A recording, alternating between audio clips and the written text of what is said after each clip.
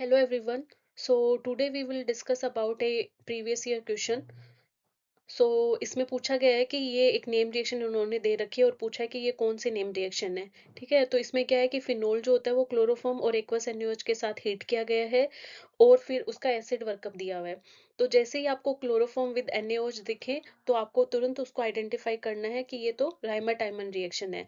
तो सबसे पहले तो इसमें क्या होता है, ये बेसिक मीडियम है, इसमें फिनोल जो है वो किस में कन्वर्ट हो जाता है, फिनोक्साइड आयन के अंदर कन्वर्ट हो रहा है। ठीक है, फिनोल जो हो रहा है वो किस में कन्वर्ट हो रहा है, फिनोक्साइड आयन के अंदर कन्वर्ट हो रहा है। और फिर जो ये क्लोरोफॉर्म है CH3 ये डाइक्लोरोकार्बन जनरेट करता है और जो कि इलेक्ट्रोफाइल की तरह एक्ट करता है यहाँ पे, और रिंग के ऑर्थो पोजीशन पे जाके अटैक करता है, जिससे क्या हो जाता है, फॉर्माइलेशन हो जाता है। यहाँ पे एक इंपॉर्टेंट पॉइंट ये है कि जब तक रिएक्शन बेसिक मीडियम के अंदर है तब तक जो प्रोडक्ट है वो फ्री सैलिसल्डिहाइड नहीं होता है। वो किसके फॉर्म में रहता है, सोडियम सोल्ट के फॉर्म में रहता है। आगे जब यहाँ पे एसिड वर्कअप करते हैं तब यहाँ पे प्रोटोनेशन होता है, तब जाके यहाँ पे हमें फाइनल जो प्रोडक्ट है वो सेलिसल्डिहाइड मिलता है।